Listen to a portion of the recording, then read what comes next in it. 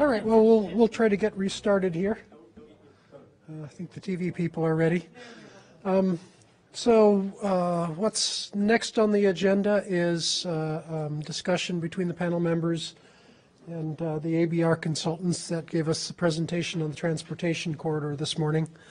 I guess one housekeeping thing. After this, we'll have a break, and then we'll have questions from the audience. People that are watching on TV or over the web can submit questions to tabrian@keystone.org.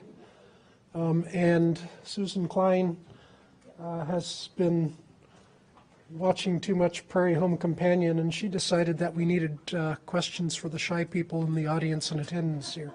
So we're going to give people in the audience the opportunity also to take advantage of my excellent reading skills. If you would like to submit written questions, please also include your name.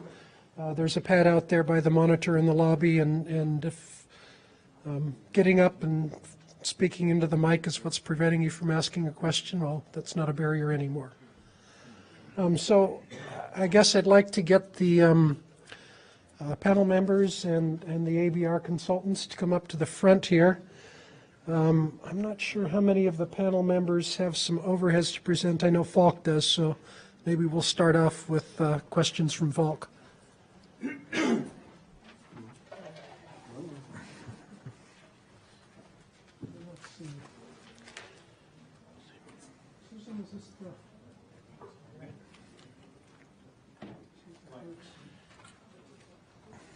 Nope, I don't want to do that. All right. Okay, my name is Falk Güttmann. For those of you that haven't seen me yesterday, I like to comment on the work that was presented here this morning. My comments don't differ too much from what I discussed yesterday. I think the same principles apply. And so I added 3 slides at the end, 3 maps, to show you what I mean. I think that makes the case really strong. Obviously, the items that have been very well done in the corridor as well as in the marine study is that there has been a lot of data collected. And it's really good that we have this communication here and this discussion. I think it actually presents us with a great opportunity to deal with the issues. So with that, I'm completely aware that specifically when it comes to marine birds, this is a very big subject, and marine mammals, as Bob has presented. I'm appreciative of this effort because I've done my PhD on these subjects, and I'm fully aware what a big task that is. So that's pretty amazing to see this big chunk of data presented. In the moment, I have absolutely nothing to change my initial slide about the idea that we do a micro-interpretation here. There are many wider issues in the birds, and we haven't addressed them. And so I like to discuss with you perhaps, or perhaps you can discuss with us, how you think we can get at this question of the wider but relevant bird distribution questions. For instance, the issue about methodology. We had yesterday a very clear discussion about abundance estimates, distance sampling. And this question comes up again, if not even more so, with any of the terrestrial birds, but then also with the marine birds even more so. Later on, perhaps Bob can talk to us a little bit about the distance sampling approach or the strip transect that he probably has chosen there that are going back to the Exxon Valdez oil spill survey methods, which is 25 years old, or something around that time, where nowadays science has moved on and we have certainly different abundance estimate techniques. And also there's an impact when you use not these modern methods, because in the literature at least, it's pretty well known that if we're not using abundance estimation that correct for detectability, we actually have an underestimate, not only of the numbers, but also what is detected, the species biodiversity. So how, and I think we can deal with that later, but how do we deal with this idea that we probably have an underestimate of the numbers and also of the species biodiversity if we're not correcting for detectability? I don't know if the audience is familiar with distance sampling. This is a keyword that comes up a lot. Perhaps we should discuss it later. But anyway, this is an incredible change in the interpretation when you're not using these methodologies. So the methodology to me is sometimes not sufficient because science just has moved on before that. Different data sources. I will show you an example in a minute. What I mean by this, there's a different information out there. So it's really hard to defend this as world-class science if the latest survey methods have not been used. And again, there are many implications for this. It's also the question is how can these data then move into a risk assessment in case that would be the goal, or into any relevant assessments of baseline data. This is, I think, very essential. So I'll show you some examples in a minute, including where I refer to some odd interpretations. I think there actually have been some oversights, and I hope the next slides can convince you with this. And so when it comes home to including all of the biodiversity as a value, ecosystem functioning that can not only work with caribou or with beluga whales, you need to take the whole thing into account. That's my question, how has that been really addressed? Now let me show you an example. Here is the olive-sided flycatcher. Some of you might have seen this bird. As a matter of fact, it is not only a small item to be sidelined, but it actually is an IUCN listed near threatened declining species. Right? These are issues that one way or another we have to deal with, and the olive-sided flycatcher has been reported in the corridor, transportation corridor. Right? So just to show you that there is already a lot of attention actually on these so-called little small species. Now here a more serious one, I think. This is a short-tailed albatross. Hasn't been mentioned in your surveys, and I probably think you haven't seen it, which is often realistic that you didn't see it sometimes. But the point is that this is a species of high conservation concern, and it certainly occurs in the study area. And you can read up on this more, but the short-tailed albatross, I think, should be considered, at least in the discussion. Perhaps you can talk about this, how you think it deals with the study area when it falls in the study area. Just to give you some background on this, the short-tailed albatross went through an incredible bottleneck in the 40s, probably, and now it's currently bouncing back.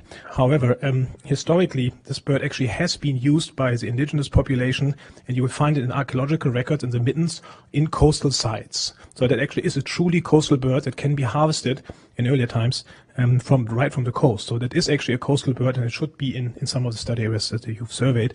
However, it's not in the list. Here another good one, yellow-billed loon. It's also not on your list. You've listed the two other loons, but not this one. Arguably, the yellow-billed loon is a breeder in the high Arctic, but for migratory birds, it certainly winters or shows up at least in some parts of the coast. And depending which map you're using, there are different maps you can use. That bird certainly is there. And again, it's a high-profile species for conservation questions, and it actually migrates to Asia, probably to the Yellow Sea in China. But regardless, I mean, this is part of the study area and part of these things you surveyed, but you haven't probably seen this bird, rightly so. But still, it would be good to talk about this in the report, how to deal with this type of situations. And that makes my case that the methodology has not detected all the species, and that also it minimizes the real impact what we currently read, where there's much more out there.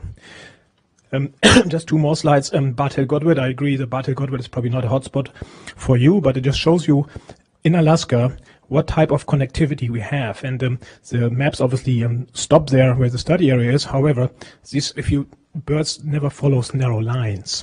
So there is an expectation that some of these type of species that go to New Zealand and so on might actually show up there. Now here is actually how Alaska is connected when it comes to bird migration. And again, it makes my point that currently we are focusing so much on the study area itself, whereas the study area actually is only one component in a almost global perspective here. You see there's some species, including dunlins. You haven't talked, I think, so well about the migratory stopover situation with dunlins in the study area. They're flying right through. This is this point number 4. If you have a good eyes, the yellow arrow. The Arctic tern would be another species. The study area we're studying, of course, you can document the species there, but how do you bring that home? How do you document that in your baseline study that there is a global connectivity with these species? For not all of them, but certainly there's some that do that. Arctic warbler would be another good example for these. So that's my question to you. How do you deal with these, and how has that been affected and described in the baseline document? And just to show you that again, the yellow-billed loon and this short-tailed albatross, major species of conservation concern, have not been included in the report. So that's all what I have to say about this. Thank you.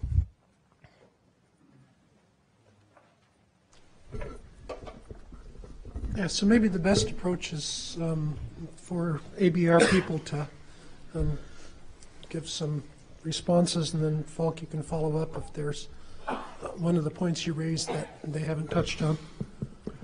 Okay, I wrote down several points that I believe Falk made, and I'd like to respond to a few of them. One is the issue of distance sampling.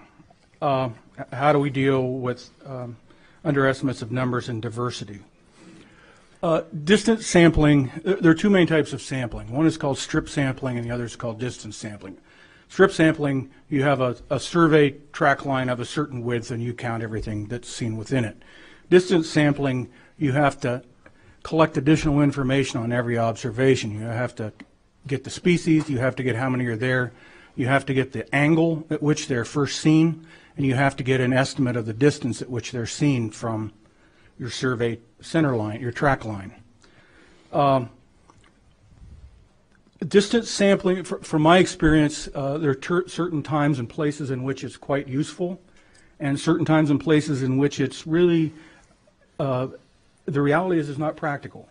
In fact, I think you can, if you don't watch out, you can end up in a situation in which you actually don't do a good enough job of seeing things because the system becomes swamped quite quickly. Distance sampling works beautifully for species that are of low abundance to moderate abundance. For example, the guys that were involved in the bear survey, you see a bear every half an hour. You can get exquisite information. There's a bear. There's one of them. It's seen at this angle from our survey track line, and it's seen at this estimated distance. From there, you can calculate what are believed to be true densities. The problem is that in moderate to high densities of organisms, distance sampling doesn't work very well. In fact, it can become swamped, and you spend so much time trying to collect the additional information you need to do the correct calculations for distance sampling that you basically don't collect all the data. You don't get everything that's there. The system can become swamped quite quickly. And so, for example, work I've done on birds at sea in the deep North Pacific where densities are quite low, distance sampling is quite useful and it's quite easy to do. Bird work we're doing right now in the Chukchi Sea, we're doing distance sampling with those data. In these narrow bays where you have thousands, sometimes tens of thousands of birds, it becomes essentially between impractical and impossible to collect the data that you need to do correct calculations for distance sampling. And this has been shown. There was a paper published in the Journal of Zoology in 2006, some guys working in East Africa, and they came up with the same conclusion that I've intuitively felt over the years, is there's a certain point where the system just becomes swamped. And their conclusion was that distance sampling is great for moderate to low densities, but strip sampling is better at high densities. Let me just quickly comment on this. I think that all the literature that's out there will really speak against this. Of course, there are some papers that show other things, but I think the majority of people who have done seabird surveys will probably argue that detectability one way or another must be addressed. Distance sampling is widely used all over North America, certainly in Europe. And so even the first seabird literature done by Mark Tasker in 1984 that has to be addressed, the details there, has included distance sampling. So I think now the state of the art of science has moved so much forward to deal with detectability that the burden of proof really is on the other side. But the issue really is, it comes home to how to interpret the numbers that you've collected. And in my view, these are underestimates just because the detectability hasn't been included. And so all the problems you mentioned with detecting high number of birds on the transect certainly apply to strip transects in the same way. I mean, you have the same problem. No, you just have to get species and counts. That's all you need. That's what saves a lot of help at high density. But the other thing I was going to say is that the technology actually has finally caught up to our needs. And I think as the Pebble project presumably moves into some sort of a monitoring system, there are actually some new technology out there that involves high definition video cameras. We just learned about this a few months ago, and people are now using them where they're focused down. There's a bar mounted off the bottom of the airplane or the helicopter, and each one shoots a particular zone of width. That really is, I think, the only feasible way we're going to be able to ever get complete distance data in this area. It's an extremely difficult problem, Falk. These birds are often in enormous numbers. And I just, from my experience, it swamps the system.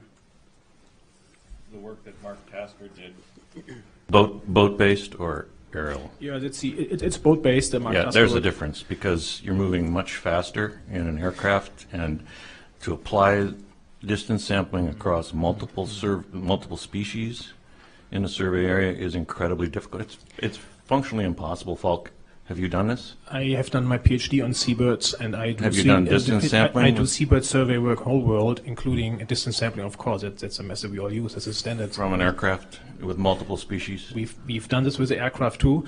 However, it's also clear, you see in the literature as well, that actually doing surveys from a plane and from a helicopter result in high variances, like so high that's actually almost not so meaningful to interpret them.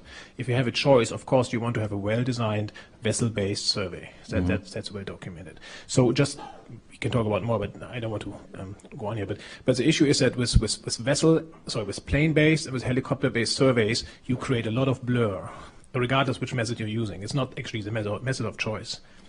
So, but anyway, I don't want to go into this. The issue is the numbers that have been collected, what do they mean? And in my view, and you will find it again reflected in all the conservation literature and any survey literature that I'm aware of, these are underestimates unless you correct them for true detectability.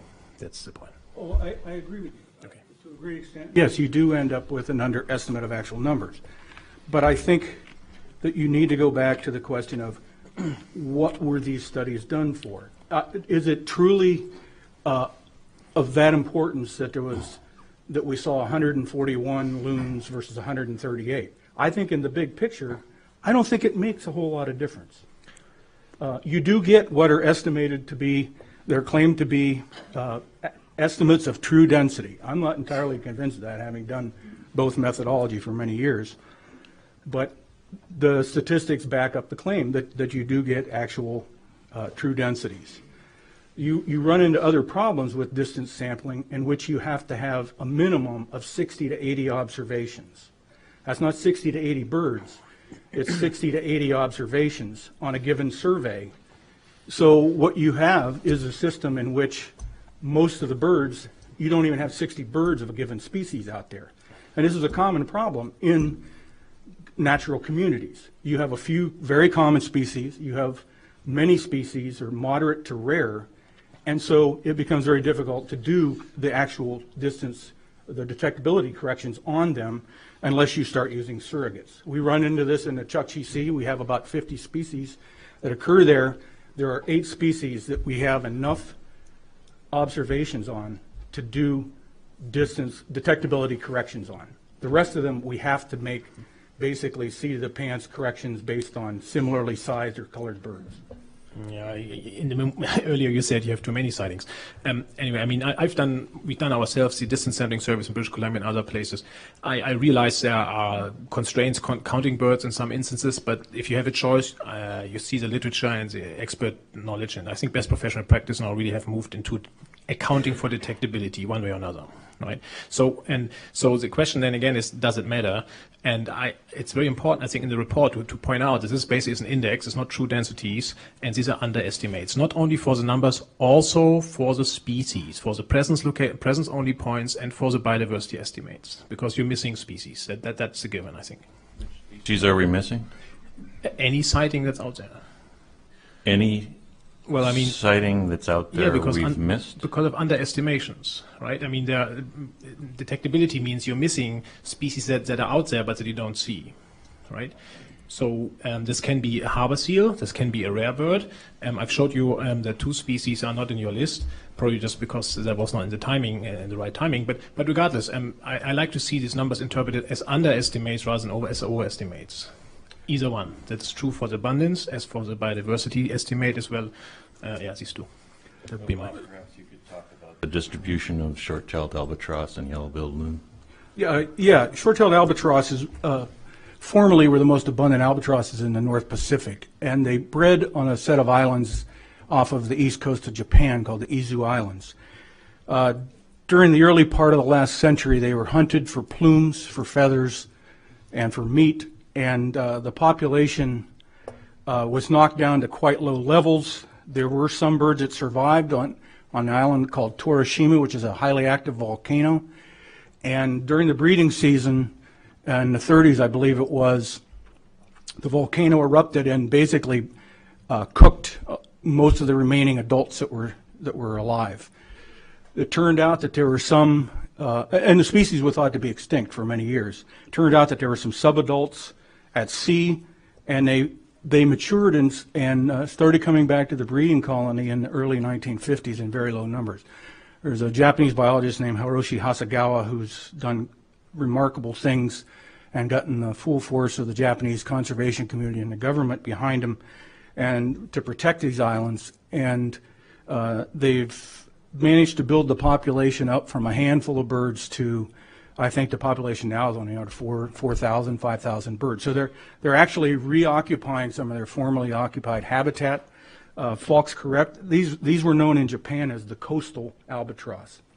They're quite common in middens in the Aleutian Islands and along the Alaska Peninsula. Your map shows the concentration of records along the shelf break. They like being along that type of oceanography. I would not expect them to occur in our study bays in that area. This is really highly turbid water, and it's really not the type of habitat that you see short-tailed albatross in. It's very far from the shelf break. It's not in oceanic water, it's in coastal water, and it's in glacial-fed water. So I would not expect them to occur. Now, yellow-billed loon is another one. This is a species that also, I think, is up maybe next year. They're going to start evaluating them for protection under the Endangered Species Act. They breed on the North Slope. They breed in Canadian Arctic and parts of northeastern Russia. They winter in the Bering Sea and the Gulf of Alaska. I have never seen yellow-billed loons in large numbers. I think the most I've ever seen at one time at sea is probably 3 or 4 birds. And this gets back to the issue of how many species might you be seeing there. We've actually recorded yellow-billed loons in our study area since this work was done. And it's a kind of thing in which, as I've told people, if you study an area long enough, you're going to basically record every species of seabird that's ever been recorded in North America in there at one time or another.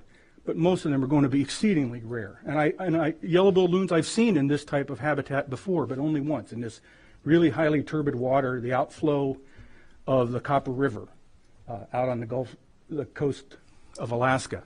Mostly they seem to like clearer water from my experience. So we have seen some other species. We add to the species list every year.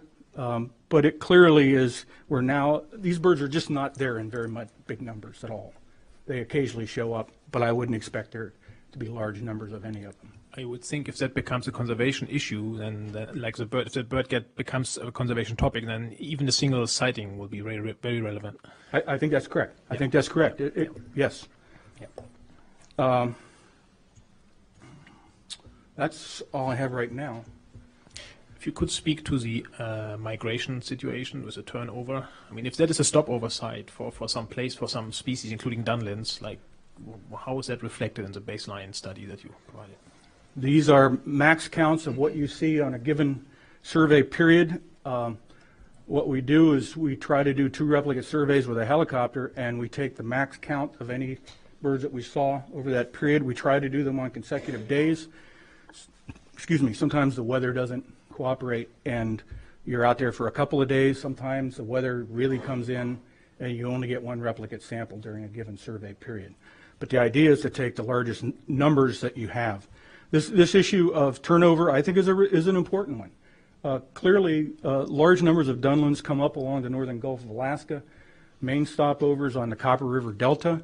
Then they come over, make the hop over into Kachemak Bay, and they cut across, stop on these flats, and then they go on to the breeding areas. The total population that moves through this area could be quite substantial. We don't know what the residence time is on these flats. It could be many more than what the total, I agree, the peak count of what we see for any of those migratory species.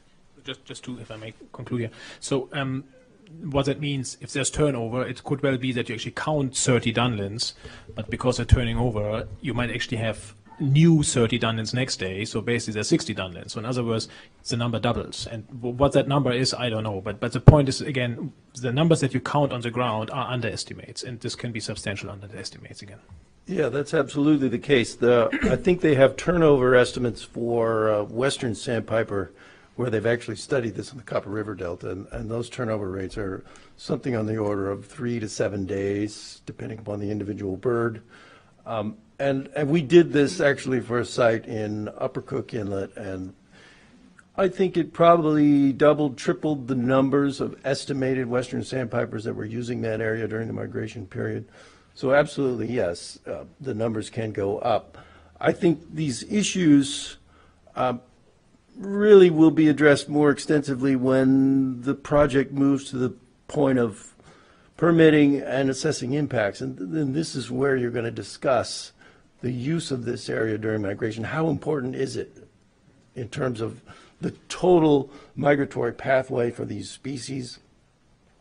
Is it absolutely critical? Is it low? Is it somewhere in between? And you know, we haven't got to that phase of this project at this point. Okay, looking down the row here, Pete, or Larry, would you like to go next? I don't have a comment, no. Okay. Andy? You mean on this topic or just in general?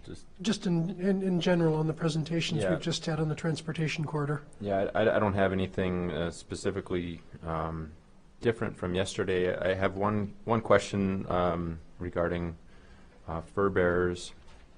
I was curious whether there were sealing records for the transportation corridor, or do those fall within the same game management unit as the mine unit? Yes, in that table I showed yesterday, that was combined from mine study area and the transportation corridor. It was a series of what are called uniform coding units or small reporting units. Sure. Yeah. And not all the species are sealed, of course. Right. So I guess I would just reiterate my points from yesterday, that I would encourage some alternate form of quantifying fur bearer abundance, especially for those species that are more likely to occur in forested areas such as marten, and especially marten, since they don't have, they're not required to be sealed by the state, but also red fox and wolverine and other fur bearers. And then also I would encourage the habitat suitability model to be applied to all species, especially fur bearers as well as small mammals. And then just to reiterate the incorporation of biodiversity as an ecological value when determining species of concern to focus on. So just as an easy way around that, I would use all species, especially for when applying the habitat suitability model. But for future studies, for monitoring studies, I would definitely like to see some sort of quantification field work for small mammals and fur bearers. That's all I have. Bob? I guess we're just going to have to agree to disagree about distance sampling. I would like to comment that if you ever get serious about estimating seabird density with marine radar and distance sampling, you need to contact me because I pioneered the method, okay, and it works in Texas. Now, my immediate concern was with the point count and land bird surveys, and I would disagree with you that it takes too long to do, because I do distance sampling twice a week, every week of the year, right now. It takes me 1 to 2 minutes to get a point count, a point transect, as opposed to a point count with distance sampling. It's a shorter method, not a longer one, and far more accurate. So we'll just have to agree to disagree on that. Now, we do have some additional information. A scientist, Alan Bennett, who you probably know, was unable to participate in the panel, but he did make comments on the baseline document, and I wanted to share some of his comments because he shares some of our concerns about the methodology that's been used. And his chief concern is that the fixed-wing aircraft surveys are not tidally coordinated, and that they must be done plus or minus 1 hour of high tide, because otherwise you get too many tidal flats out there and the birds are dispersed. He also points out that tidal stage influences the water bird's sightability. For example, harlequin ducks frequently ascend coastal rivers and streams on flood tides and then descend the rivers on the ebb tides. And tidal height can also influence how water birds, particularly sea ducks, respond to survey aircraft. Scoters tend to flush at low tide but dive at high tide. He's also concerned about the use of different aircraft in the surveys. Things like scoters and loons dive at the approach of your helicopters. And he shares our concern that the abundance estimates have not been adjusted for the area beneath the aircraft that has not been sampled. I mean, we think that's a serious deficit.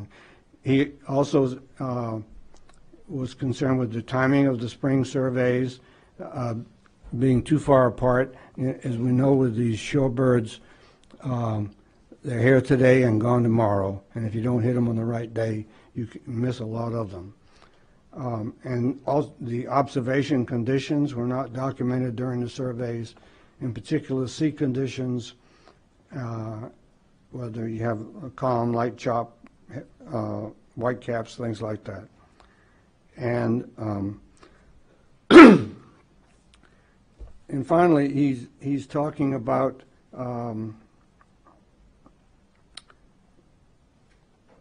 western sandpipers, which he says is the most numerous migratory shorebird in Cook Inlet in spring, was not listed as a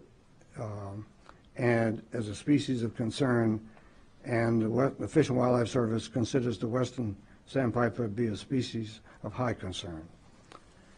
So I just wanted to point out that the concerns we have about the methodology that Falk and I have expressed are shared by other people. And now I would be the first to admit I have never done an aircraft survey, but Mr. Alan Bennett has done them in this area, and he was here for 13 years. And so Sampling?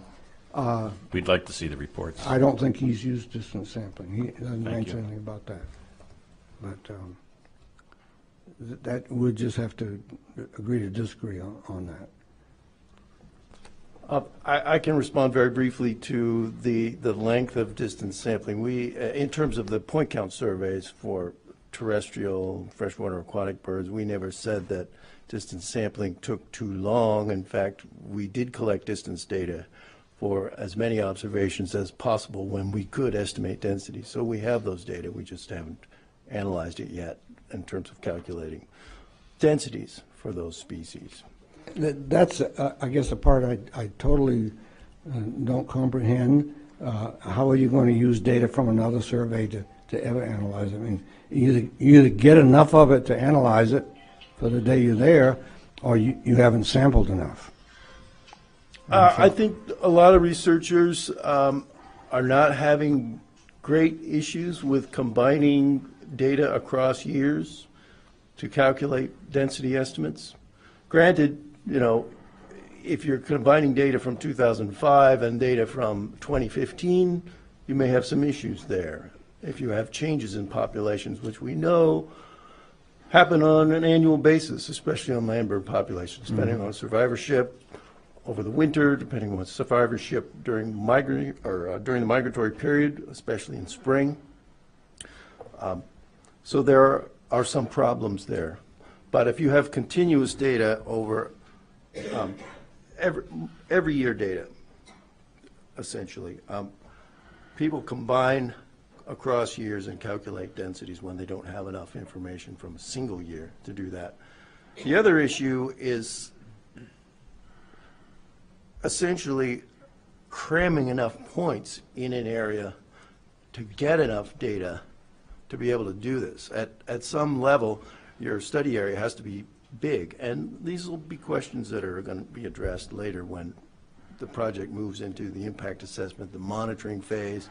I know if a study is designed for monitoring land bird populations, for example, the study area size will be a huge question. How big does it need to be? How many points need to be collected to calculate densities, to try to determine change over time?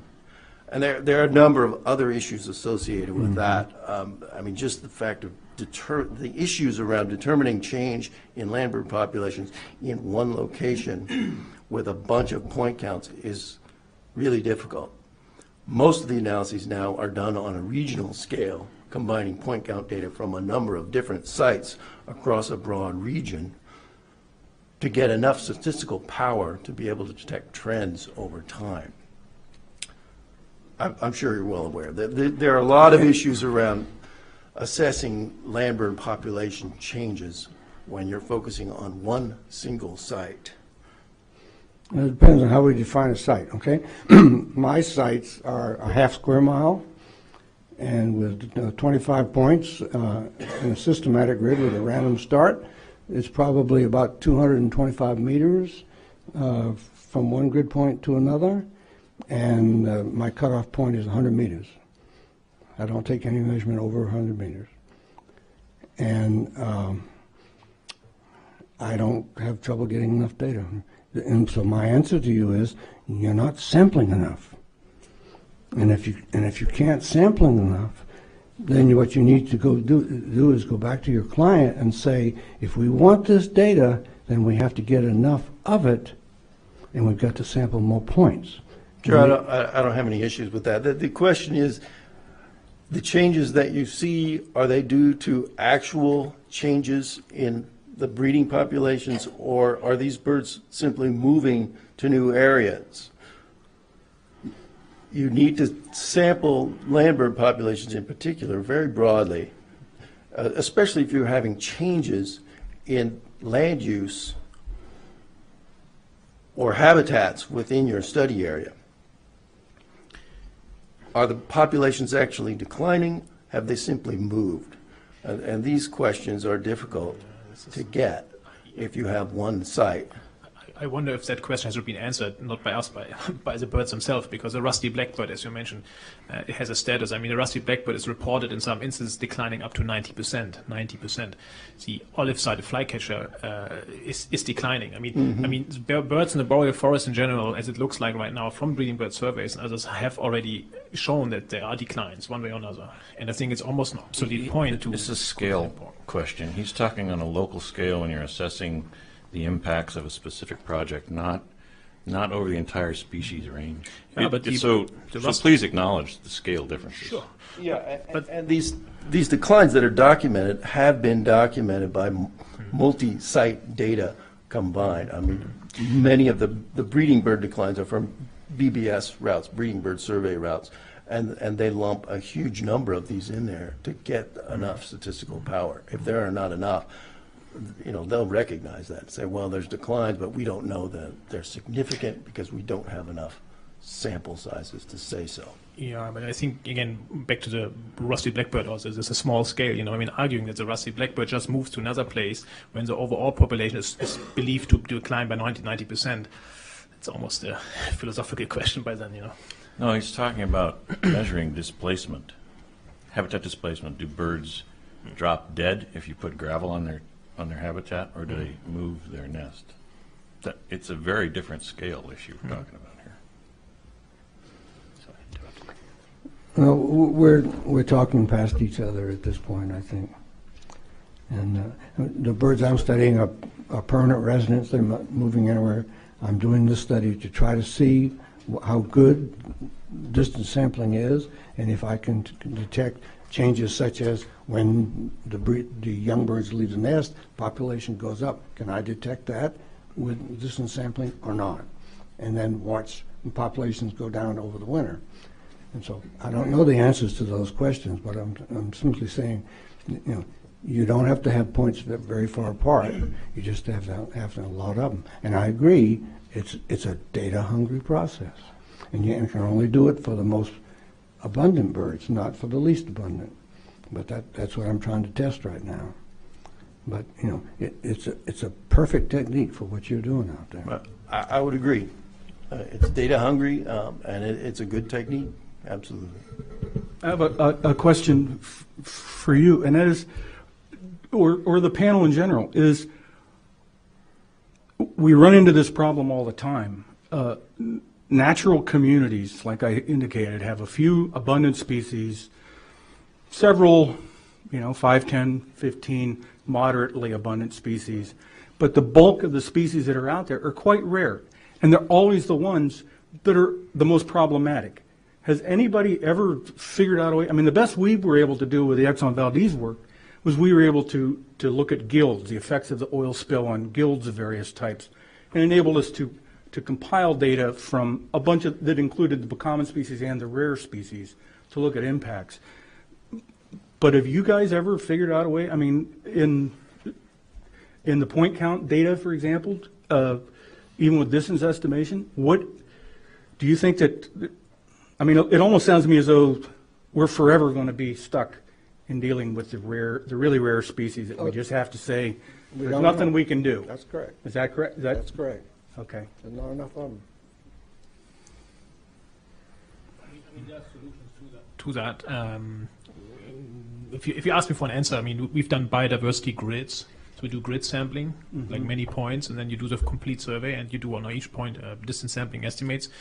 So, I mean, you can do biodiversity inventory, and there are books written about biodiversity monitoring.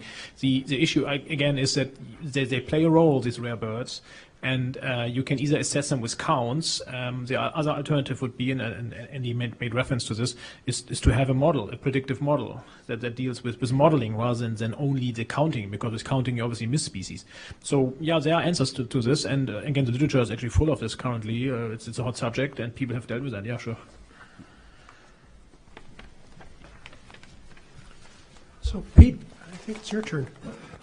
I have a couple of things. I will try not to be redundant with what already has been mentioned. Bob, just one thing struck me as very interesting about the critical habitat range for sea otters, and you mentioned that they were found, quote, away from shore, and that critical habitat range area was really impressive because it extended quite away from shore. And I know that sea otters tend to be reluctant to go too far out when there's predators out there. But there in that area, they go out quite a distance, which would imply there's no danger to them. But I was also wondering, what are they feeding on way out there, and why are they hanging out there? I think that the critical habitat for that area was based on data from elsewhere.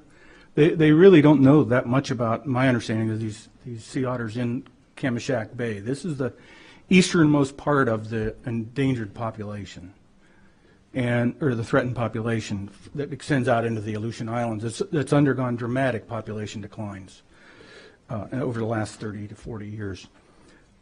So they've found that the majority of them feed within waters that are 20 meters deeper or less. Mm-hmm. And so I think to be conservative,